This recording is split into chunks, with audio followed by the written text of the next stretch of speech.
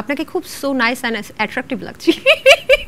এখন তো আপনার বাবা সম্ভবত আপনাকে রাজনীতিবিদ হিসেবে দেখতে চাচ্ছে, তাই না? এই খবর আপনার কাছে আছে। ফেনীতে যখন যাব রাস্তায় আমাদেরকে 8 বার থামানো হয়েছে। কেন? তো তখন আমি বলা করছিলাম যে আমাদের উচিত ছিল বাঁশ কিংবা লাঠি নিয়ে আসা। আপনি নিজে পানিতে নামছেন? হ্যাঁ, খুব স্বাভাবিক ব্যাপার, নামতে তো হবেই। এন্ড আমি কিন্তু সাঁতার জানি না, বাই দ্য ওয়ে। গাছের সঙ্গে একটা লাশ বাঁধা দেখলাম, ওই লাশটা একজন নারীর লাশ, ওটা ফুলে গেছিল। আমার মনে হয় যে উচ্ছ্বাসের ভাষাটা কিন্তু সুন্দর হওয়া উচিত। ছাত্র আন্দোলনের পক্ষে আমরা সবসময় ছিলাম, কিন্তু এইভাবে উচ্ছ্বাসটা কেমন যেন দৃষ্টিকটু লেগেছে আমার কাছে। মাহফুজা আপা, উনি এখন ডিজি, এখন দায়িত্ব চেঞ্জ হয়েছে কিনা আমি আসলে জানি না, এত খোঁজ খবর রাখি না এই ব্যাপারে। সো উনিও বলেছিলেন যে মৌ, তুমি একটা সরকার বিরোধী পত্রিকায় কাজ করো, এটা নিয়ে অনেক কমপ্লেইন আছে, তো আপাতত তোমাকে আমরা নিতে পারবো না। মানে আপনাকে কি বিটিভি থেকে ব্যান করা হয়েছিল? ব্যান করা হয়েছিল। প্রত্যেক ফ্যামিলিতে কিন্তু নারী আছে, কারো না কারো পিরিয়ড ওই টাইমটাতে চলছে। এতগুলো মানুষের মধ্যে এক কাপড়ে এই টাইমটা পার করাটা কতখানি বিভৎস আপনি ভাবতে পারেন। আমি সবার আগে দুর্নীতিটা রোধ করতাম, কারণ দুর্নীতি দমন করতে পারলে সবকিছু অটোমেটিক্যালি চলে আসবে। মানে মানুষের উপকার করলে কি আসলে কষ্ট পেতেই হবে? আমার কাছে মনে হয় যে আমি জীবনে যে মানুষগুলো সবচেয়ে বড় উপকার করেছে, ওই মানুষগুলো আমার সবচেয়ে বড় ক্ষতি করেছে। দর্শক, এই মুহূর্তে আমাদের অতিথি হিসেবে যিনি আছেন তিনি খুব মিষ্টি হাসির একটা মেয়ে, এবং আমি যখন এই প্রোগ্রামে আসছিলাম তখন তার সম্পর্কে যখন স্টাডি করছিলাম সবাই আমাকে বলছিল সে নাকি খুবই ফ্রেন্ডলি একটা মেয়ে। এবং এখন আজকে প্রথম তার সাথে আমার দেখা, যখন ব্যাক স্টেজে কথা বলছিলাম, সত্যি আমি আবিষ্কার করলাম সে খুবই ফ্রেন্ডলি একটা মেয়ে। শুধু তাই নয়, তাকে কিন্তু ক্যামেরায় আমরা বিভিন্নভাবে আবিষ্কার করি, কখনো দেখি অভিনেত্রী হিসেবে, কখনো উপস্থাপক, কখনো মূকাভিনয় করতেও কিন্তু দেখি। বর্তমানে তিনি কিন্তু সমাজসেবামূলক কর্মকাণ্ডও আছেন। দর্শক, আমরা তার সাথে কথা বলবো, বুঝতেই পারছেন তিনি আর কেউ না, সেলিব্রিটি উপস্থাপিকা বা উপস্থাপক যেটাই বলেন, মৌসুমী বউ আমাদের সাথে। কেমন আছেন? খুব ভালো আছি, এবং আমি আপনাকে নিয়ে একটু বলতে চাই। আরে বাবা, উপস্থাপকের সাথে বসছি, ভয় পাচ্ছি। কি বলতে চান আপনি? আমি আসার আগে আপনার শো দেখছিলাম, কারণ খুব স্বাভাবিক আমি যার সঙ্গে বসবো, যিনি আমার ইন্টারভিউ করবেন, তার সম্পর্কে একটু জেনে আসাটা খুব জরুরি। আপনি সবার সম্পর্কে জানেন, আমি জানি। তারপর আমি যখন জানতে বসলাম, তো আমি দেখলাম যে আপনার কথা বলার ধরন, আপনার এই যে আপনি মানে খুব স্টাডি করে তারপর বসেন, এই বিষয়গুলো আমাকে খুবই মোহিত করেছে, এবং আসার পর গল্প করে আমিও খুব আনন্দ পেয়েছি। মানে অফ এয়ারে, অন এয়ারে তো মাত্র শুরু হলো। আশা করছি যে আজকের পুরো প্রোগ্রামটা আমরা খুবই আনন্দ করব এবং সবাই সেটা খুব এনজয় করবে। আচ্ছা, আপনাকে খুব সো নাইস এন্ড অ্যাট্রাকটিভ লাগছে। নিজের পুরনো ছবিগুলো দেখে আমি একটু আগে কিন্তু ফোনে হাসছিলাম আর দেখছিলাম আমার নিজের ছবি, একদম মানে রোগা একটা মেয়ে, হ্যাঁ, হাড্ডিসার, হ্যাঁ, এবং খুব হাসি পাচ্ছিল যে একটা পানির মধ্যে আমি মানে খুব গ্রিন কালারের ড্রেস পরে, সেটাতে সবাই গিয়ে লিখছে, আর একটা খুব হাসি, অট্ট হাসি দিচ্ছে আমার বাঁকা দাঁতগুলো দিয়ে। শুধু তাই না, আমি আজকে আবিষ্কার করলাম যে গরুর সাথে আমি যখন কোরবানি ঈদের ছবি দিয়েছি মালা পরে, সেটাও মানুষ সো নাইস এন্ড অ্যাট্রাকটিভ। মানে কেমন লাগছে এই যে আগের পিকচারগুলো দেখে যখন চোখের সামনে চলে আসছে? নস্টালজিক হয়ে যায়, ফিরে যায় আমার আগের সময়টা। মানে আমার তো মজা লাগছে, এটা তো ফান। বাট এটা একটু বর্তমান সময় যেরকম মানে একটা ট্রমার মধ্য দিয়ে আমরা যাচ্ছি, সেই সময়টা আমার মনে হয় যে একটু স্বস্তি দিচ্ছে, মানে খানিকটা স্বস্তি, খুব একটা যে স্বস্তি এমনটা না, বাট খানিকটা স্বস্তি কিন্তু পাওয়া যাচ্ছে। জেনারেশন যে যেমন মজাও করে, তেমনি কিন্তু তারা অনেক কিছু অসম্ভবকে সম্ভব করে। অবশ্যই। আপনি কি জেনারেশন জি এর মধ্যে পড়েন? না, আমার বয়স 30।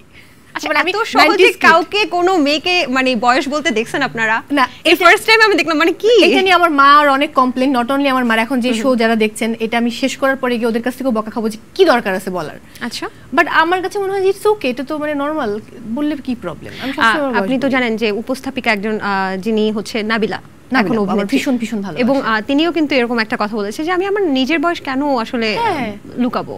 মানে আপনিও কি তাই? কিছু না, আমি একমত নাবিলাপুর সাথে, লুকানোর কিছু নাই আলটিমেটলি। আচ্ছা, সব সময় সব আন্দোলনে আপনাকে দেখা গেছে মোটামুটি, তবে এবার মনে হয় কোটা বৈষম্য বিরোধী ছাত্র আন্দোলনে রাজপথে একটু কম দেখা গেছে, কিন্তু রাষ্ট্র সংস্কারের কাজে কিন্তু আপনাকে খুব ভালোভাবে দেখা যাচ্ছে। এটা নিয়ে যদি বলি, 2018-তে যখন কোটা আন্দোলন হয়, আমি কিন্তু একদম রাজপথে নেমে আন্দোলন করেছি। আপনি এটা হয়তো জানবেন, যেহেতু অনেক আপনি মূকাভিনয়ের কথা বলছিলেন, ঢাকা ইউনিভার্সিটি মাইম অ্যাকশন, আমরা মাইম অ্যাকশনের যারা আছি তারা আমরা মূকাভিনয়ের মেকআপ করে, হাতে গ্লাভস পরে, আমাদের মতো আমরা ব্যানার নিয়ে তারপর আমরা রাজপথে দাঁড়িয়েছিলাম রাজু ভাস্কর্যের সামনে, এবং ওই অংশটুকু দেখানো হচ্ছিল, কারণ যেহেতু আমরা একটু আলাদা মেকআপ করেছি, এই জিনিসটা কিন্তু একটু সবার থেকে আমাদেরকে আলাদা করেছিল। সো তখন বাংলাদেশ টেলিভিশনে দেখানো হয় ওই পার্ট অংশটুকু, তারপর আমার একটা ফোন আসে যে মৌ, এটা তো তুমি ঠিক করছো না, তোমাকে দেখা যাচ্ছে। তারপর প্রায় 1.5 বছরের মতো আমি বিটিভিতে কাজ করতে পারি না, পরে আবার নর্মাল হয়ে গেছে। মানে আপনাকে কি বিটিভি থেকে ব্যান করা হয়েছিল? ব্যান করা হয়েছিল। তারপর আমি ওই টাইমটাতে পরে আবার জিনিসটা নর্মাল হয়ে গেছে, যে আবার আমি কাজ শুরু করেছি, এবং সবাই তো সবার সাথে খুব ভালো বন্ধুত্বপূর্ণ সম্পর্ক। ওই টাইমটাই একটু যে হ্যাঁ, আমাকে যেহেতু দেখা যাচ্ছে, আবার কোনো সম্ভবত বিবিসিতে আমাদের ওই ছবিটা গেছিল, মানে যেই ছবিটা আমরা দাঁড়িয়ে আছি, এবং বিটিভির যে নিউজ হচ্ছিল সেই নিউজে আমাদেরকে দেখানো হচ্ছিল বারবার।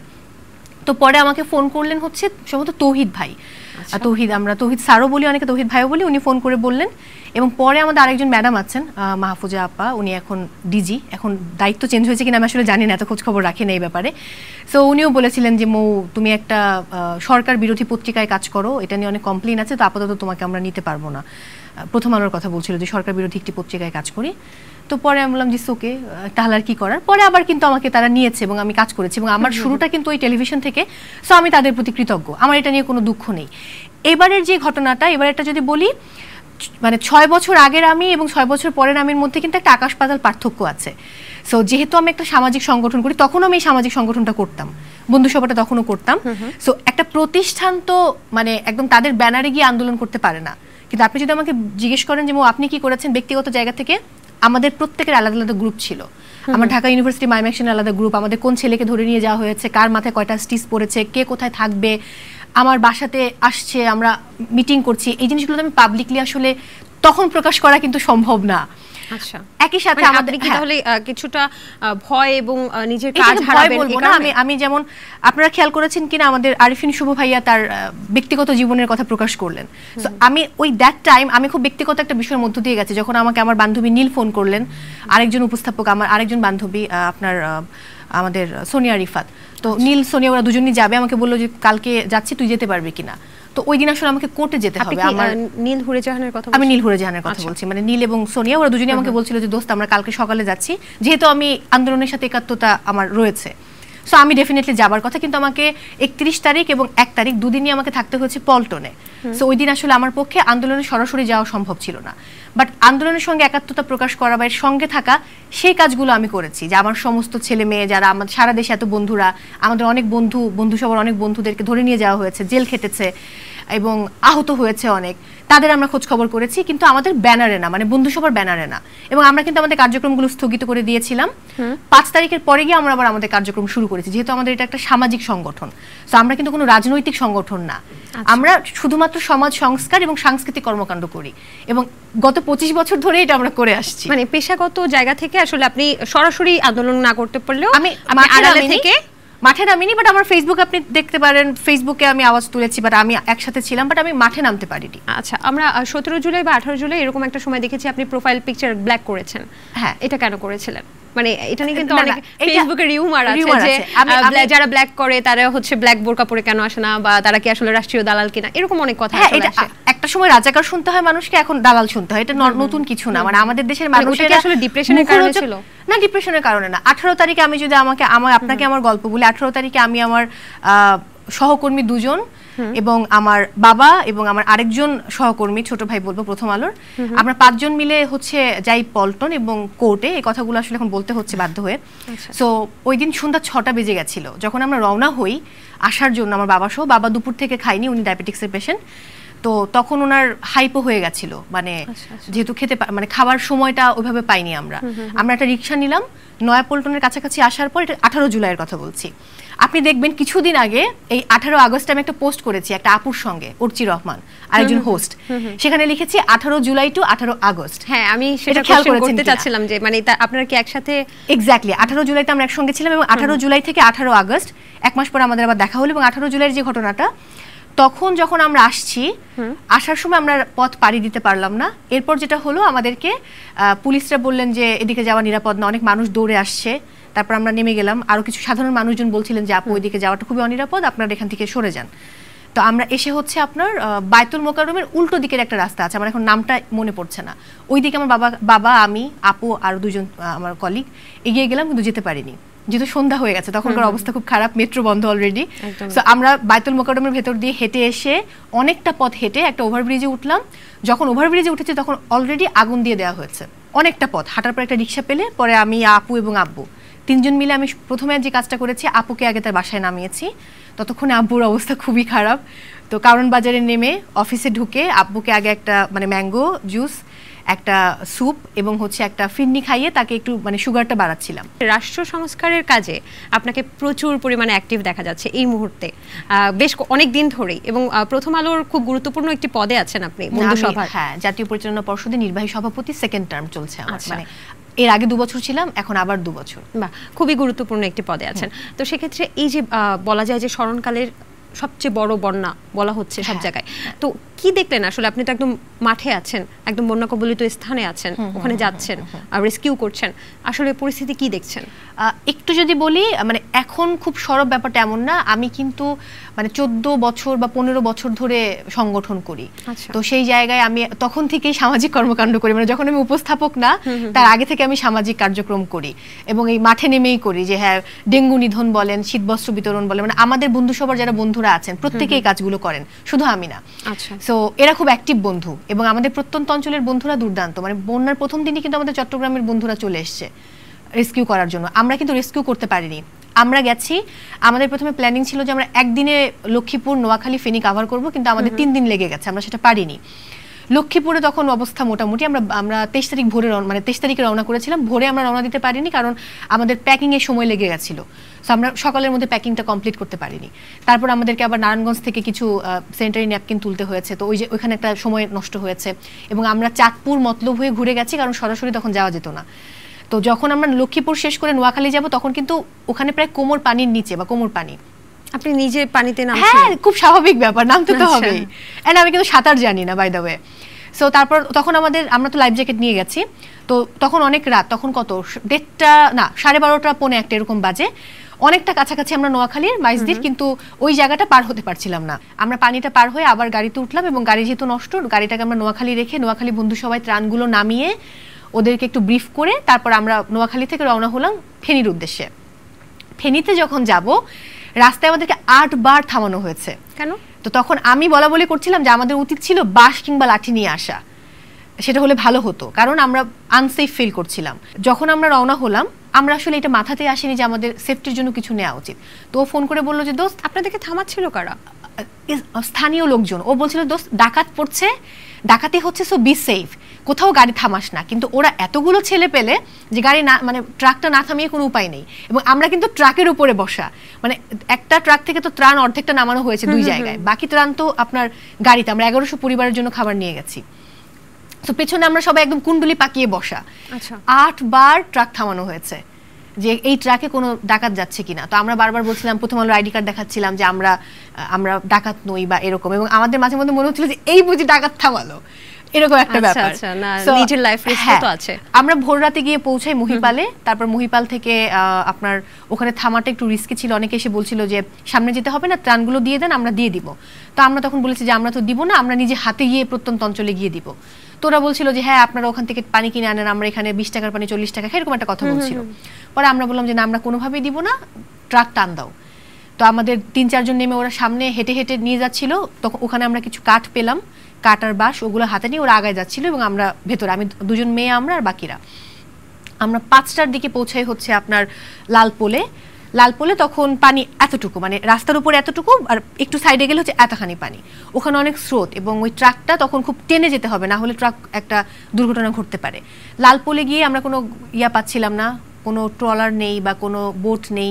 তখন আমাদের 2 জন বন্ধু গলা পানিতে করে ওরা ভেতরে গেল গ্রামের, গিয়ে আর আসে না। আমরা তো ভয় পেয়ে গেছি যে যদি কারো কিছু হয়ে যায় জবাবদিহি তো আমাদেরকে করতে হবে। তখন আমাদের প্রেসিডেন্ট জাফর সাদিক উনি নিজেই হাঁটা শুরু করলেন পানির মধ্যে, গলা পানিতে।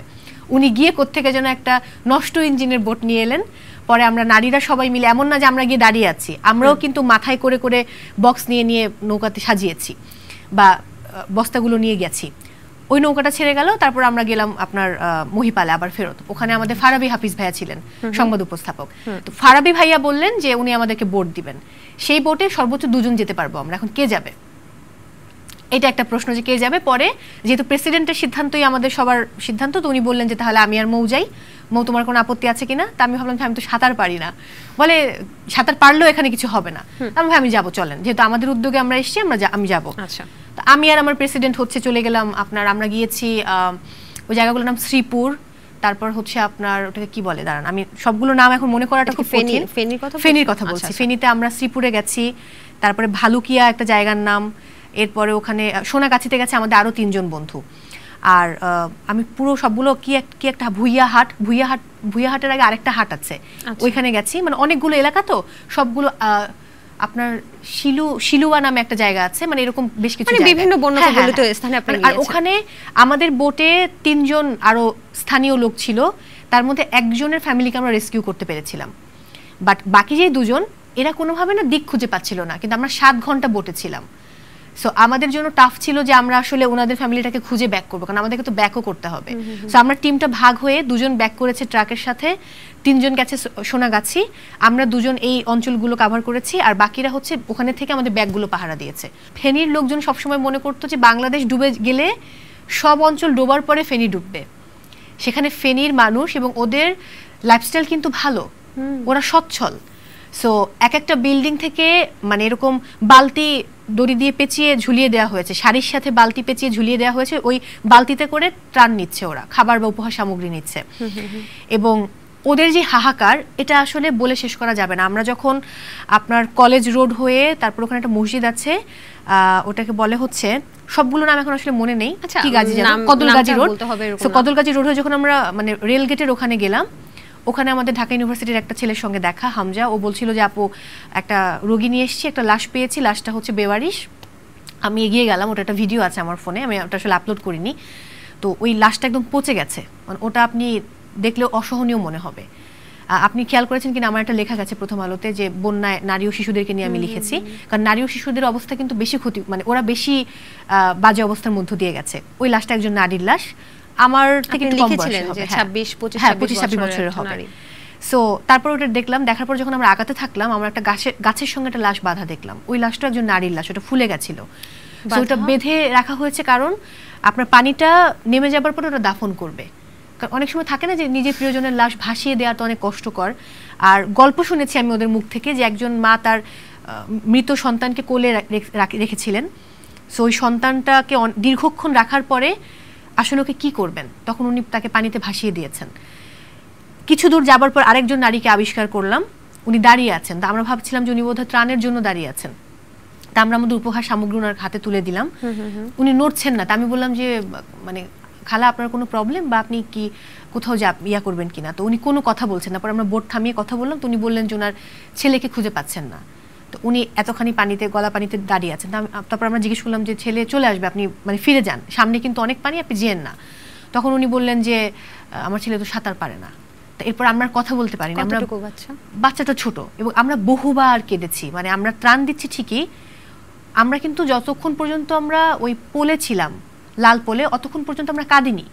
যখন আমরা যাত্রাটা শুরু করলাম এই প্রত্যন্ত অঞ্চলের দিকে, আপনাকে আমি বোঝাতে পারবো না যে আমি এবং আমাদের প্রেসিডেন্ট কি পরিমাণ, শুধু আমরা 2জন না, আমাদের বোটের প্রত্যেকে কেঁদেছে। এবং আমরা যখন আমার বোটের ওই ছেলেটা সোহেল নাম, ওর বাবা মাকে রেস্কিউ করলাম, ওই দৃশ্যের একটা ভিডিও, মানে পুরোটা নিতে পারিনি, আমার কাছে একটা ভিডিও আছে, ওটা না অসহনীয়, ওটা সহ্য করার মতো না। মানে ওর বাড়ি পুরো ডুবে গেছে, বাড়ি খুঁজে মানে বাড়িটা আবিষ্কার করলো কিন্তু পুরো ডোবা। ও চিৎকার করছিল, প্রতিবেশীদের জিজ্ঞেস করছিল চিৎকার করে, হ্যান্ড মাইক দিয়ে যে আমার বাবা মাকে দেখছো, ওরা কোনো বাড়িতে আশ্রয় নিয়েছে, কেউ বলতে পারছে না। তো পুরো এলাকাটা খুঁজে খুঁজে আমরা ওদেরকে একটা বাড়িতে আবিষ্কার করলাম। ওই সময় যে ছেলে এবং মায়ের যে কথোপকথন ছাদ থেকে, আমিও তখন হাউমাউ করে কাঁদছি। মানে ওটা আমি আসলে মানে ও বলছে যে মানে ও প্রথমে চিৎকার করছিল, এবং ও বলতেছে যে বাবা তুমি আইসো, মানে ওদের ভাষায়, আমি ও ভাষাটা আসলে পারি না। তো বলছিল মা তুমি নামো, আমি তোমাকে এখান থেকে নিয়ে যাব। তো উনি বলছিলেন যে উনি আসলে নামবেন না, উনি এখানেই থাকতে চান, যাবেন না। আর ওখান থেকে নামানোও কিন্তু কঠিন। আপনারা দেখবেন যে আমাদের আর্মিরা কিন্তু মানে হেলিকপ্টার নিয়ে গিয়ে উদ্ধার করেছে, এয়ারফোর্স, হ্যাঁ এয়ারফোর্স এবং অন্যান্যরা। এই যে আমরা বাড়িটা ঢুকেছি আপু, এখানে গাছগুলো এমন, মানে এখানে যেটা গ্রাম আছে এটা বোঝাই যায় না পানির জন্য। আমরা যখন যাচ্ছিলাম, আমরা একদম বোটের মধ্যে শুয়ে যাচ্ছিলাম, এবং সমস্ত পোকামাকড়গুলো গাছের আগায় গিয়ে আশ্রয় নিয়েছে। আপনাকে আমি দেখাতে পারবো না, আমাদের এইটুকু থেকে এই পর্যন্ত কিন্তু পুরোটা চুলকানি হয়ে গেছে আমাদের সবার, যারা আমরা ওই পর্যন্ত গেছি। মানে আমাদের মেডিসিন ইউজ করতে হচ্ছে। এবং গাছগুলোতে এত পোকা, সবগুলো পোকা আমাদের গায়ে পড়ছিল, কারণ আমরা তো গাছগুলোর ভেতর দিয়ে যাচ্ছিলাম। কোনো কোনো জায়গায় পানির উচ্চতা এতটা তখন যে আপনার কারেন্টের তো লাইনের কতগুলো স্তর হয় না, প্রথম যেই তারটা, ওই তারটা পানিতে, তখন আমরা ওই লগি দিয়ে তার উঁচু করে আমরা বোট টানছিলাম। মানে এটা না আমি আপনাকে একদিনে বলে, মানে আমি এখন হয়তো নর্মালি কথা বলছি, হয়তো ইমোশনাল হচ্ছি না, ভেতরটা আমার ইমোশনে কাজ করছে, বাট এটা খুবই বিভৎস। 4টা গরু পড়ে আছে, ভাসছে মরে, এবং ওরা খাবারের জন্য কি পরিমাণ হাহাকার করে যে সাঁতার কেটে আসে মানুষ একটু শুকনা খাবারের জন্য, এটা আসলে ওই সময় নেওয়া যায় না, লিটারেলি নেওয়া যায় না। জাস্ট বিভৎস যে ছাদ থেকে লাফ দিচ্ছে পানিতে খাবারের জন্য, নারীরা সাঁতরে আসছে খাবারের জন্য, স্যানিটারি ন্যাপকিনের জন্য। এটা নিয়ে অনেকে অনেক বাজে মন্তব্য করেছে আমাকে আমার ফেসবুকে, যে এটা দেখানোর কি আছে।